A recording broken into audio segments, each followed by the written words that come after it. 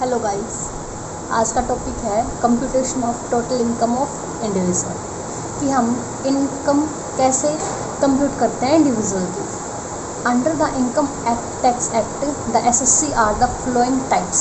SSC कितने types के होते हैं? इंडिविजुअल होता है, Hindu undivided family, firm, association of persons, body of individual, company, local authority या फिर artificial judicial person.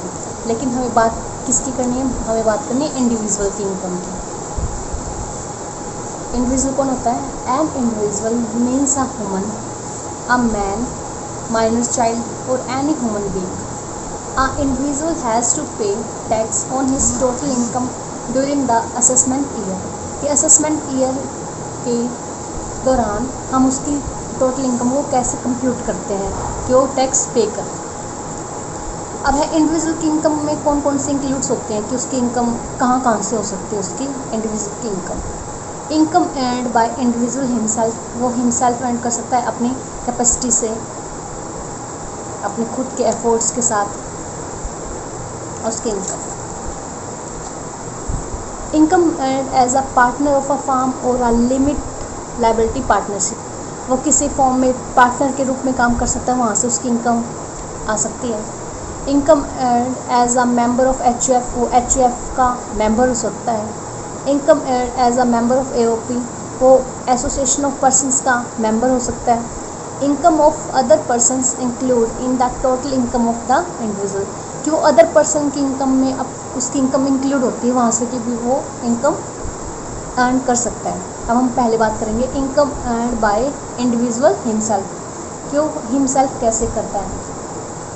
Income earned by individual in his individual capacity, उसकी कैपेसिटी के according. For example, income from salary से आ सकती है, income from house property, profit and gains, business और profession, capital gain and income from other sources से वो capital अपनी गेन कर सकता है। सॉरी, कैपिटल नहीं, इनकम। अब है income earned as a partner of a firm और अ लिमिट लायबिलिटी पार्टनरशिप। अब क्या पार्टनर के रूप में किसी फॉर्म में काम करता तो वहाँ से उसको क्या क्या मतलब इनकम के रूप में मिल सकते हैं? सैलरी, बोनस हो सकता है। Received by a partner is taxable as is business income, वो किस में मानी जाएगी? बिजनेस इनकम में मानी जाएगी। Interest on capital from the firm is taxable as business income of partner, उसको उसकी कैपिटल पे इंटरेस्ट मिला है, वो भी किसके रूप में मानी जाएगी? बिजनेस इनकम ऑफ पार्टनर के रूप में। Share of profit in the firm is exempt in the hands of partners, उसको शेयर प्रॉफिट में शेयर मिला है तो जो उसका जो प्रॉफिट मिला है वो एग्जेम्प्ट होगा पार्टनर के रूप में जो उसको मिला है।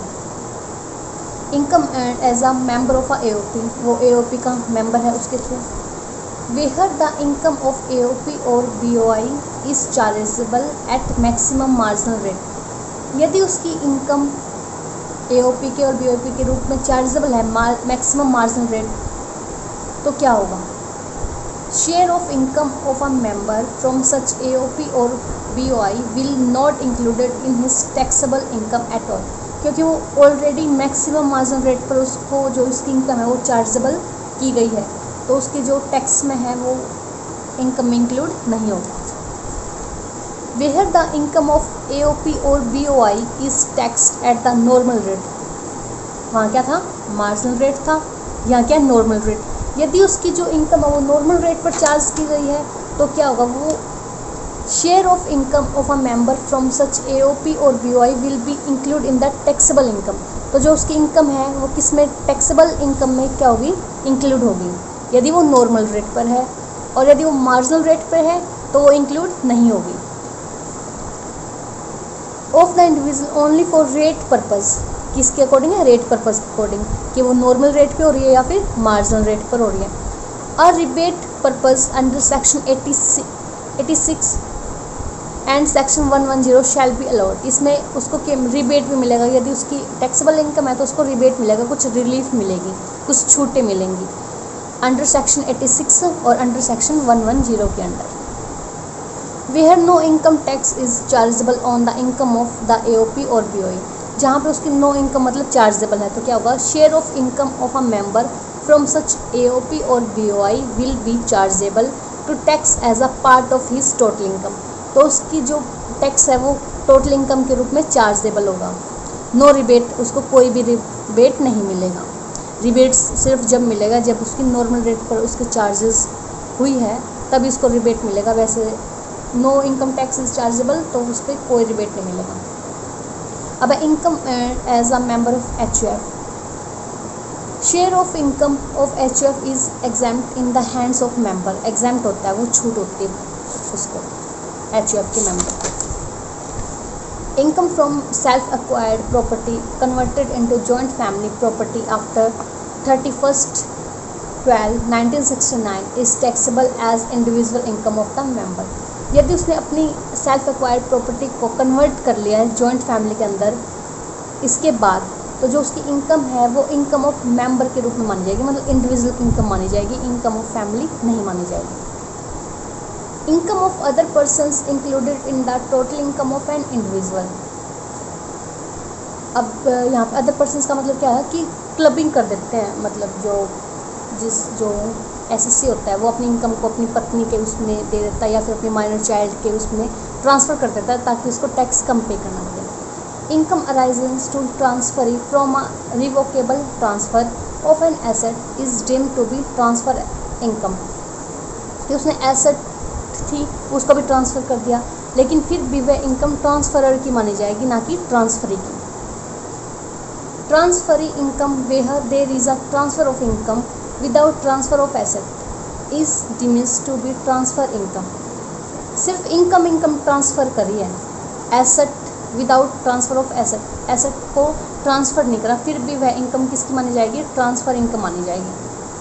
Income of spouse as mentioned in section 64 subsection 1 कि एक हस्बैंड ने अपनी पत्नी को कर दी इनकम, फिर भी वह उसके पति की ही इनकम मानी जाएगी। Income of minor child as mentioned in section 64 IA, एक मतलब पापा ने अपने बच्चे को, माइनर चाइल्ड को इनकम ट्रांसफ़र कर दी तो वह इनकम भी उसके पापा की मानी जाएगी, ना कि चाइल्ड। अब computation of total income. Computation करने के लिए हमें सबसे पहले क्या क्या करना है? सबसे पहले हमें पता लगाना कि उसका रजिस्ट्रेशन स्टेटस क्या है, वो रेजिडेंट है या फिर नॉन रेजिडेंट है, वो इंडिया का है या फिर इंडिया का नहीं है। Second, determination of income under various head. फिर हमें पता लगाना कि उसकी जो इनकम है कौन से हेड के अंदर आती है। हमने 5 हेड करे थे, जो हमारे 5 हेड हैं, salary, house property, capital gain, profit and business और प्रोफेशन एंड अदर इनकम के उसकी कौन से हेड में उसकी इनकम आती है। Third, exclusion of exempt income. कुछ एग्जाम्प्ट मिलते हैं हमें, कुछ फुल्ली मिलते हैं, कुछ पार्शली मिलते हैं, तो हमें वो एक्सक्लूज करने हैं। There are certain incomes which are fully exempt from income tax. Example, profit of share in the firm, profit of share in a firm, these income have to be excluded while calculating gross total income.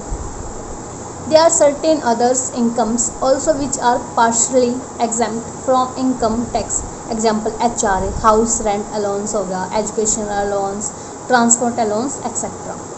Fourth point, computation of net income under each head. Exclusion करने के बाद हमारे पास क्या आएगी? Net income आएगी कि कौन से हेड के अंदर हमारे पास नेट इनकम कितनी है। फिर तक क्लबिंग ऑफ इनकम। क्लबिंग का मतलब क्या है? क्लबिंग का मतलब है कि हम अपनी इनकम को ट्रांसफ़र कर देते हैं माइनर चाइल्ड को या फिर अपनी पत्नी को, अपनी सिस्टर को, अपने ब्रदर को, टैक्स से बचने के लिए। उसका मतलब है क्लबिंग करना। Set of and carry forward of losses.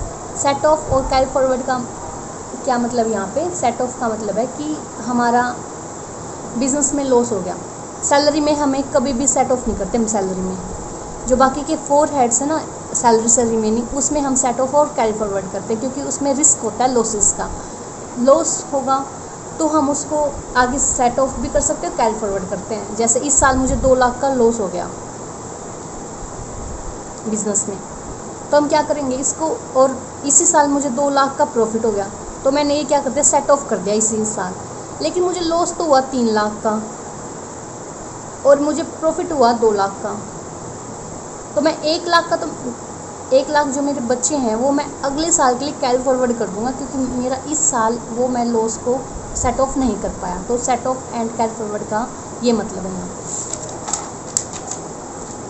अब computation of gross total income, computation of total clubbing करने के बाद और सेट ऑफ करने के बाद हमारे पास क्या आएगी, ग्रॉस टोटल इनकम आएगी। The final figures of income और loss under each head of income after giving effects to the provisions for clubbing of income and set off and carry forward losses will arrive at the GTI, gross total income। 8th point है deduction from gross total income. अब हमें कुछ deduction में मिलते हैं under section 80C और 80U के अंदर हमें डिडक्शन मिलते हैं ग्रॉस टोटल इनकम में। कुछ है 80C specified saving and investment है, 80CCC contribution to pension funds, 80DD disabled dependent, 80IA profit and gains from infrastructure development, 80GG rent paid etcetera. 9th computation of total income. अब gross total income होगी, हमें deduction मिल गया, deduction के बाद हमारे पास क्या आएगी, टोटल इनकम आएगी। The total income of an individual is arrived at after claiming the above deduction from the gross total income. Gross total income में से जब हम डिडक्शन करेंगे तो हमारे पास क्या आएगी, टोटल इनकम आएगी। अब round 10th and last point है rounding off total income. Rounding off का मतलब क्या है, the balance of total income is to be rounded off to the nearest 10। Nearest 10 का मतलब क्या है, हमारा बैलेंस आ गया 85,464, ये 4 है यहाँ पे कि 5 से यदि कम है तो हम इसको 0 बना देंगे, जैसे बना दिया 85,460। यदि 5 से ज़्यादा है तो एक हम ऐड कर देंगे अगले वाले में, जैसे 85,469 है, 9 है, 5 से ज़्यादा है तो इसको हम ऐड कर देंगे 6 में, 85,470, तो ये 7 हो गया। तो इसमें राउंड ऑफ का क्या मतलब है, यदि 5 से कम है तो उसको 0 कर देंगे, 5 से ज़्यादा है 6, 7, 8, 9 है तो हम उसको एक अगले वाले में ऐड कर देंगे, ये राउंड ऑफ करना। अब है chart showing computation of total income of an individual.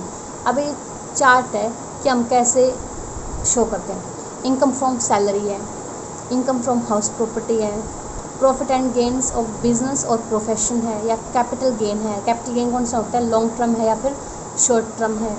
Income from other sources, casual incomes होती है, लॉयल्टी मिलेगी, कार्ड गेम्स, हॉर्स रेसेस या फिर बैटिंग होगी। अदर इनकम, इनको ऐड करने के बाद हमारे पास क्या आएगा, gross total income. Gross total income आने के बाद हम उसमें क्या करेंगे, less than reduction, deduction under section 80C और 80U। डिडक्शन करने के बाद हमारे पास क्या आएगी, टोटल इनकम। टोटल इनकम के बाद हम उसमें राउंड ऑफ करेंगे, यदि हमें जरूरत है, जरूरत नहीं है तो हम उसमें राउंड ऑफ नहीं करेंगे। ये आपका चैप्टर ख़त्म, कंप्यूटेशन ऑफ टोटल इनकम।